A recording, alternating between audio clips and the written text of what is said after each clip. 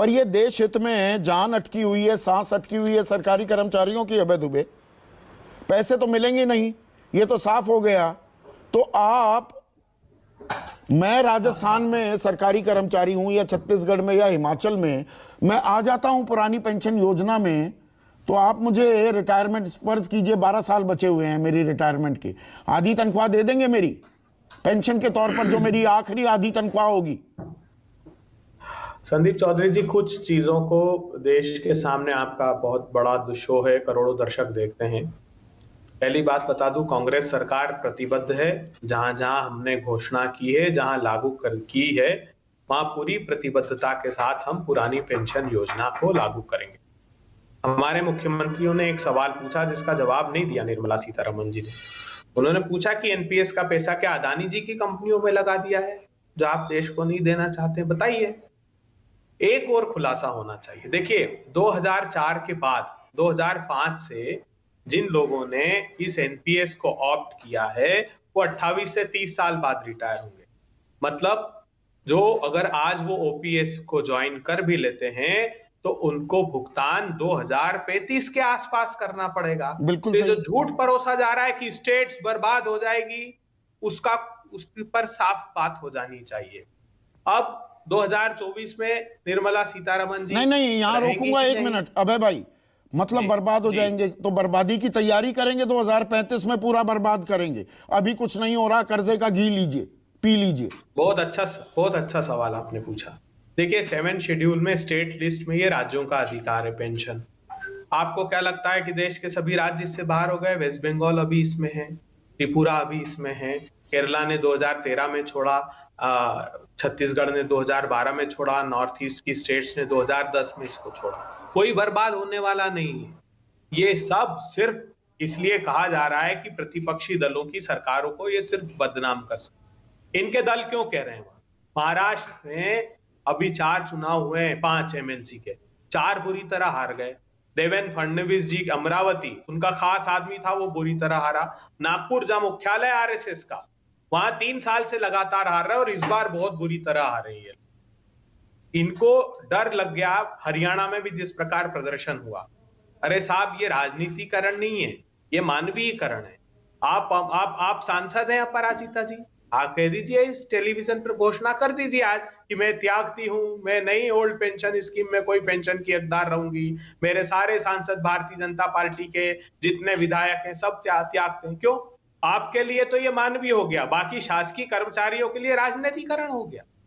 हम नहीं, पर राजनीति चमकाने के लिए अर्थव्यवस्था का बेड़ा गर्क करने पर आमादा है क्या आप? ये आरोप है बीजेपी का और वित्त मंत्री का। इसने कहा अरे देखिए तो सही, बैलेंस शीट कहां बर्बाद हो जाएगी आपका? अभी तो आरबीआई ने कहा ओल्ड पेंशन स्कीम मोटे तौर पर सारे राज्यों में चल रही। अभी आरबीआई ने रिपोर्ट दी कि कैपेक्स का इन्वेस्टमेंट राज्यों में लगातार बढ़ रहा है। वो कहां से बढ़ रहा है? पेमेंट कर रहे हैं ना, ओपीएस का पेंशन का पैसा दे रही कि नहीं राज्य सरकार?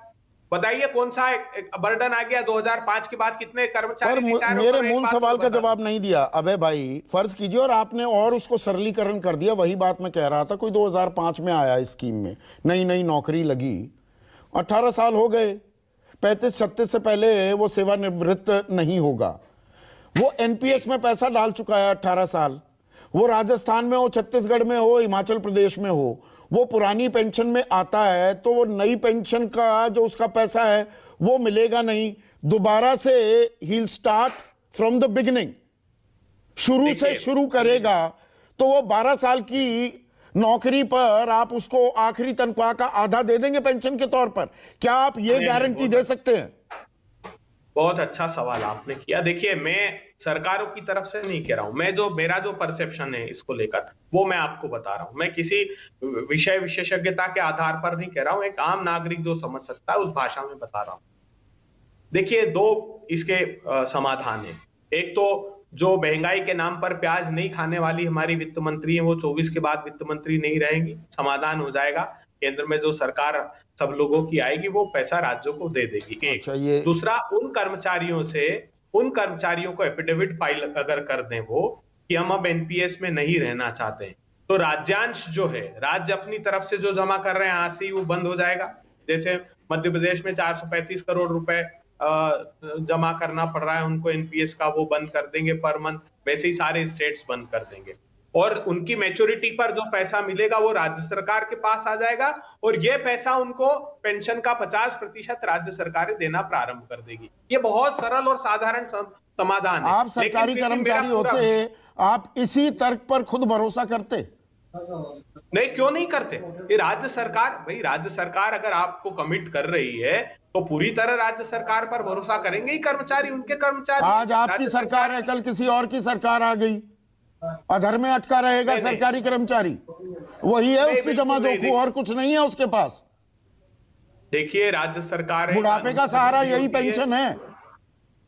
मैं तो कह रहा हूं राज्यों का अधिकार है ये, वो कर्मचारी उन लोगों को सत्ता में रहने नहीं देंगे जो कर्मचारियों का, देश के अंतिम पंक्ति में खड़े हुए लोगों का हित करें। 10 लाख करोड़ रुपए धन्ना सेठों के राइट ऑफ कर दोगे, 5,35,000 करोड़ रुपए बैंक फ्रॉडस्टर्स लूट कर भाग जाएंगे, एनसीएलटी में 98% तक के हेयर कट कर दोगे। और यहाँ जब किसानों का सवाल आता है, कर्मचारियों का सवाल आता है तो कहते हैं स्टेट्स बर्बाद हो जाएंगे। अरे राज्य इससे बर्बाद नहीं होंगे। राज्य की आपके कहने से क्या ये पेंशन मिल जाएगी, पुरानी पेंशन मिलेगी भी? ये सवाल है मेरा दूसरा सबसे बड़ा सवाल आज जो मैंने रखा है। 100% कांग्रेस पार्टी की जहां सरकारें हैं और जहां भविष्य में हमारी सरकारें आ रही है, हम प्रतिबद्ध हैं। ओल्ड पेंशन स्कीम हर हाल में लागू करके रखेंगे। जिस प्रकार ये थर-थर कांप रही है महाराष्ट्र और हरियाणा की सरकारें, केंद्र की सरकार भी भयाक्रांत है और ये हरियाणा और महाराष्ट्र की सरकारें थर-थर कांप रही हैं। अर्थव्यवस्था हिमाचल का ही जिक्र कर लेता हूं, क्या वो थर-थर नहीं कांप रही है? ओन टैक्स रेवेन्यू जो है, खुद का राजस्व जो कमाता है हिमाचल, उसका 79.83 लगभग 80% सिर्फ पेंशन देने में जा रहा है। तो संदीप चौधरी जी, डिवैल्यूएशन का पैसा भी आता है, ग्रांट भी आती है, स्टेट से जो कलेक्ट होता है जीएसटी का, अब सिर्फ बजट एक्सपेंडिचर का रह गया है, तो वो केंद्र सरकार नहीं कलेक्ट करती क्या? ये निवेश हमारी, ये तो पिछली सरकारों ने बर्बाद कर दिया हिमाचल प्रदेश को, पिछली सरकार ने। आप देखिएगा हमारे यहाँ बड़े इन्वेस्टमेंट्स होंगे। देखिए सिर्फ इसी आधार पर सरकारें नहीं चल सकती, निवेश करना होगा और कर्मचारियों का भी ध्यान रखना होगा राज्य सरकार।